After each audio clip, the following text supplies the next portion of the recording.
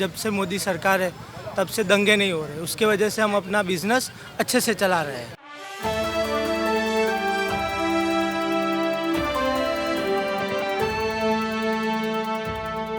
नमस्कार, मेरा नाम है जयंती झा और आप देख रहे हैं नेक्स्ट 9 न्यूज पॉलिटिकल बाइट। दोस्तों, सियासत गुजरात में पहले तो आपका बहुत बहुत स्वागत है। देखिए, सियासत गुजरात हमने इस पूरे शो का नाम, पूरे प्रोग्राम का नाम इसलिए रखा है क्योंकि इस वक्त गुजरात की सियासत में हलचल बहुत तेज है और ये जो हलचल है ये चुनाव को लेकर है। विधानसभा चुनाव नजदीक है, अपने आखिरी पायदान पर आ चुके हैं, ये कह सकते हैं आप, क्योंकि 2 चरणों में चुनाव होने हैं। 1 दिसंबर को चुनाव होगा, 5 दिसंबर को चुनाव होगा। 2 चरणों में चुनाव होंगे। 1 दिसंबर को पहले चरण के चुनाव होंगे, 5 दिसंबर को दूसरे चरण के चुनाव होंगे।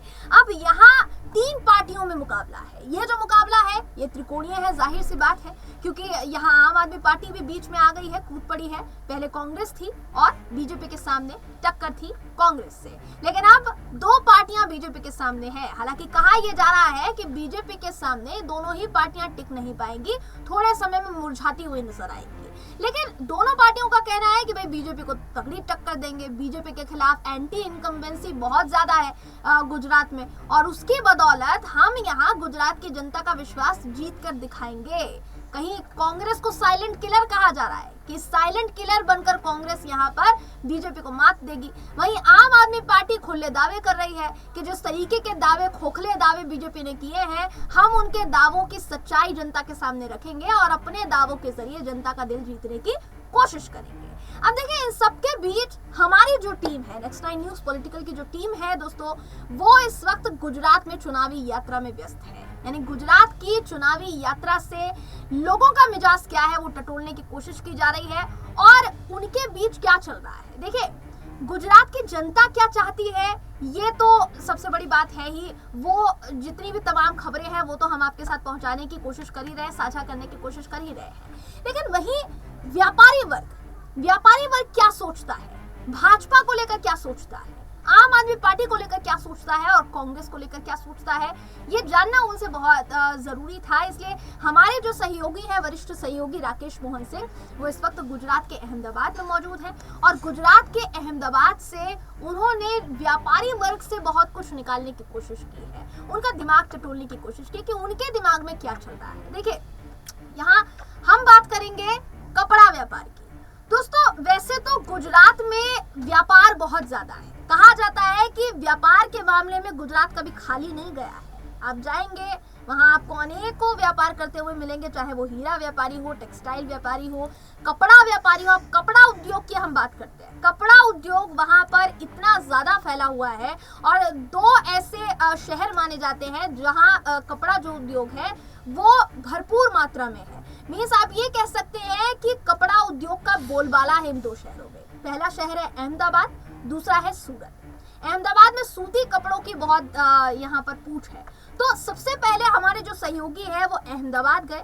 अहमदाबाद में उन्होंने कपड़ा व्यापारियों से बातचीत की और कपड़ा व्यापारियों से बातचीत करते हुए उन्होंने बहुत सारी चीजें उनसे निकालने की कोशिश की। कपड़ा व्यापारी ने साफ सीधे तौर पर यह कहा कि हम यहाँ पर जिस तरीके से हमारी जो सेलिंग है, यानी हम जिस तरीके से बेचते हैं, कपड़े को बेचते हैं, अभी की बात करेंगे अभी के माहौल की, तो वो जो कपड़ा है वो ज़्यादा महंगा हो गया है।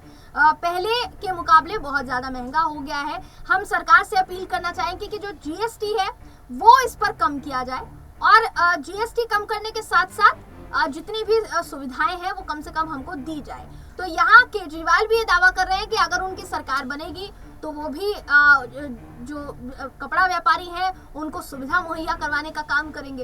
लेकिन उसमें कितनी सच्चाई है और कपड़ा व्यापारी केजरीवाल को लेकर क्या सोच रहे हैं, केजरीवाल के तमाम दावों को लेकर क्या सोच रहे हैं, ये सब कुछ खंगालने की, कपड़ा व्यापारियों से पूछने की, टटोलने की उनका दिमाग कोशिश की है हमारे सहयोगी ने, वरिष्ठ सहयोगी ने।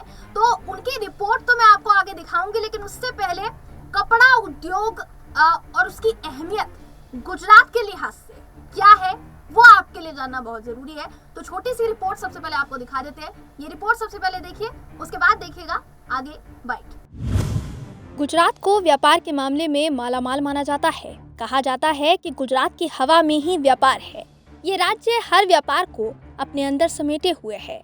लेकिन अहमदाबाद से लेकर सूरत तक जिस व्यापार की चर्चा सबसे ज्यादा है वो है कपड़ा व्यापार। कपड़ा उद्योग या कपड़ा व्यापार गुजरात और गुजरातियों के लिए उनका अहम माना जाता है, यानी उनका स्वाभिमान माना जाता है। गुजरात का कपड़ा देश के अलग अलग कोनों में निर्यात होता है। अगर हम आंकड़ों की बात करें तो देश भर में हो रहे निर्यात में अकेले गुजरात की कपड़ा निर्यात की हिस्सेदारी 12% है, जिसमें साड़ी का व्यापार भी शामिल है। इसलिए कहा तो ये भी जाता है कि गुजरात का जीडीपी काफी हद तक कपड़ा उद्योग पर निर्भर करता है। ऐसा इसलिए कहा जा सकता है क्योंकि आंकड़ों की माने तो गुजरात के जीडीपी में 23% योगदान कपड़ा उद्योग का है। इसका एक कारण ये भी है कि गुजरात की 16% उपजाऊ जमीन पर कपास की खेती होती है, जिसका इस्तेमाल कपड़ा बनाने में किया जाता है।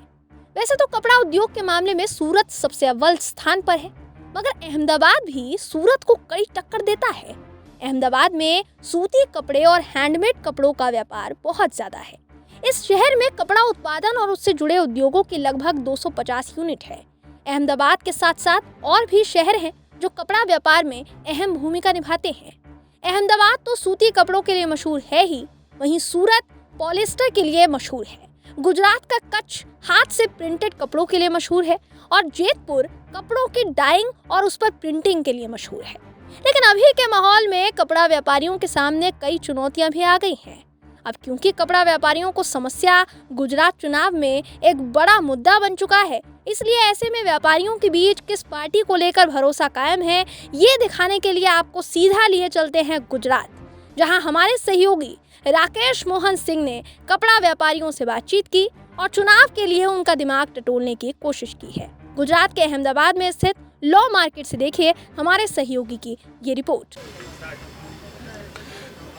तो हमने उस तरफ दिखाया, उस तरफ लॉ मार्केट में अलग अलग तरह के व्यापार है, जूते, चप्पल और नेल पेंट्स, इस तरह के व्यापार है और हैंडीक्राफ्ट्स की दुकान है। इस तरफ भी हैंडीक्राफ्ट्स की दुकान है, हस्तशिल्प की लॉ मार्केट जिसके लिए मुख्य रूप से फेमस है, हैंडीक्राफ्ट्स की दुकान है। और यही है कि यहाँ पर प्रचलन यही है कि जो लोकल रहवासी है वही इस हैंडीक्राफ्ट्स का काम करते हैं और इस मार्केट में आकर बेचते हैं।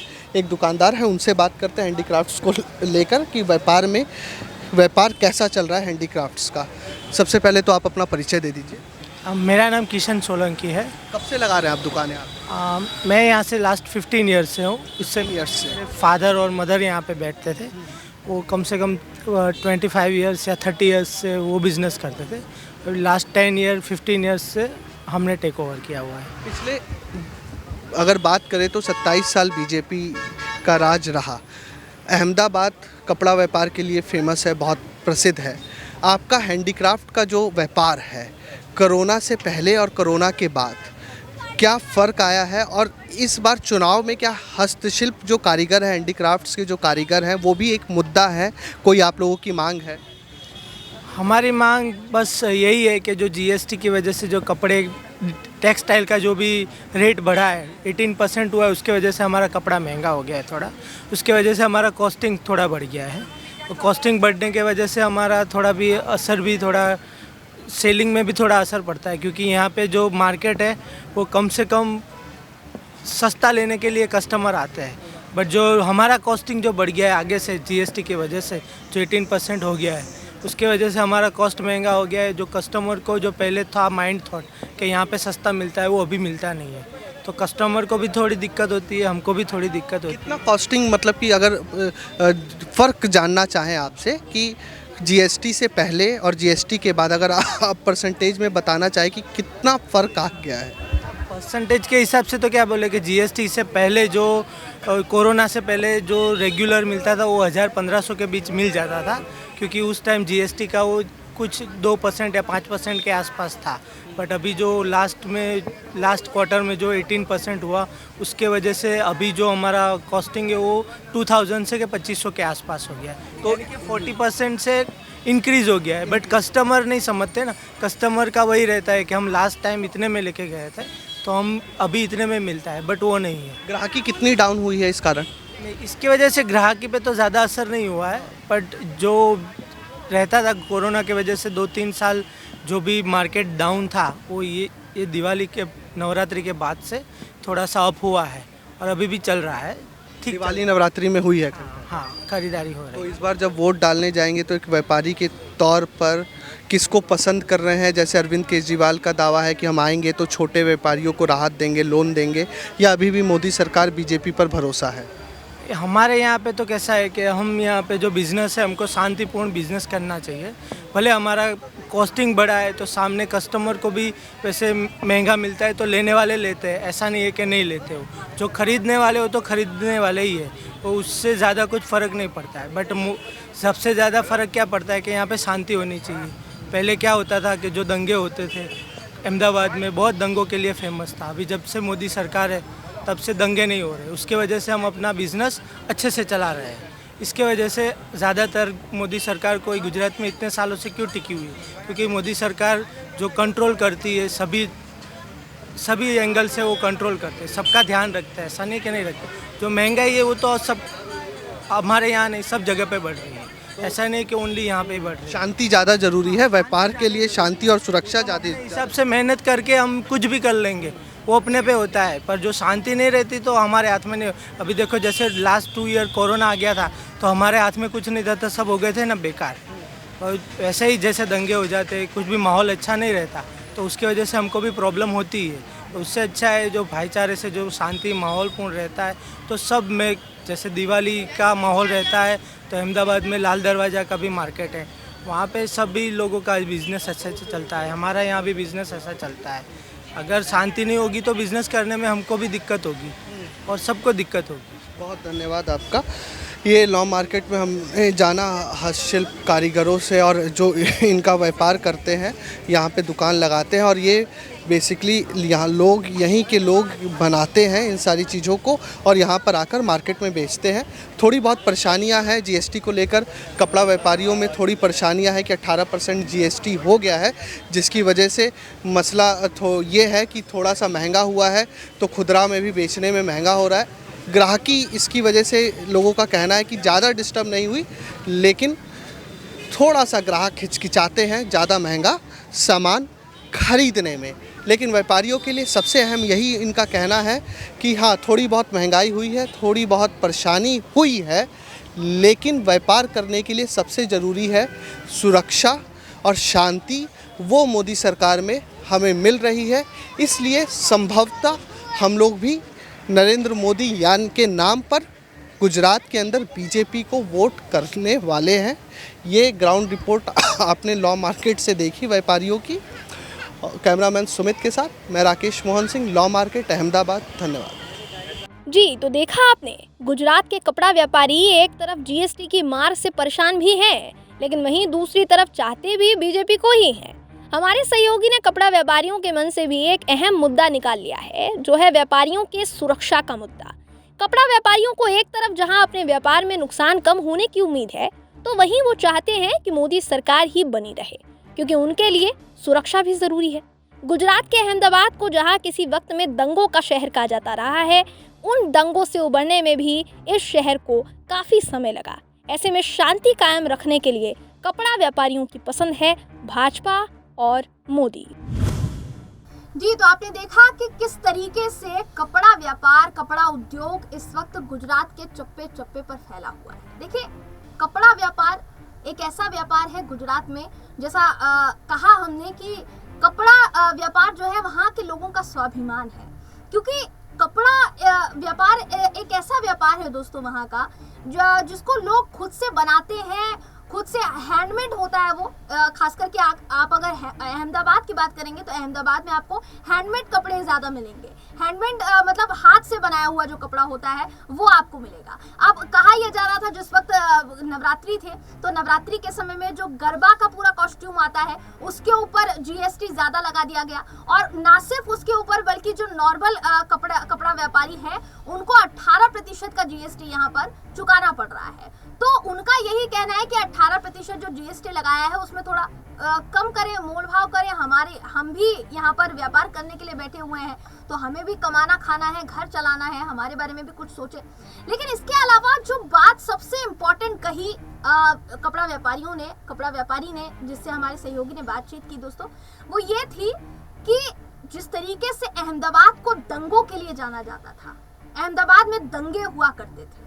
जब अहमदाबाद का नाम लिया जाता था तो दंगे याद आते थे। अब वो छवि कहीं ना कहीं सुधरी है मोदी सरकार के होने से, ये वहां के कपड़ा व्यापारियों का कहना है।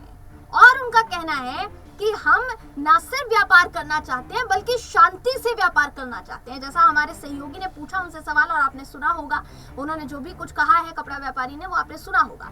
तो यहाँ एक नया मुद्दा कपड़ा व्यापारियों के बीच से नजर आया है कि ना सिर्फ वो पैसा कमाना चाहते हैं बल्कि शांति से पैसा कमाना चाहते हैं और उसके लिए वो मोदी सरकार को एक बेहतरीन विकल्प मानते हैं। और ये अपने आप में बड़ी बात है। और सबसे बड़ी बात यह है कि ये जो कपड़ा व्यापारियों की जो सोच है, जिस तरीके से वो अभी इस वक्त सोच रहे हैं, ये सबसे ज्यादा घातक अगर किसी के लिए होगा तो दो पार्टियों के लिए होगा, वो होगी आम आदमी पार्टी और कांग्रेस। और सबसे ज्यादा आम आदमी पार्टी, क्योंकि आम आदमी पार्टी इस वक्त तमाम तरीके के दावे कर रही है। ऐसे में उनके दावों पर कौन भरोसा करेगा इस समय में, ये सबसे बड़ा सवाल यहाँ खड़ा होता है। अब देखिए, आज की गुजरात की सियासत में बस इतना ही। अगली बार फिर सियासत गुजरात में एक नए मुद्दे के साथ आपके साथ जुड़ेंगे, मिलेंगे। तब तक के लिए देखते रहिए नेक्स्ट 9 न्यूज़ पॉलिटिकल बाइट। धन्यवाद।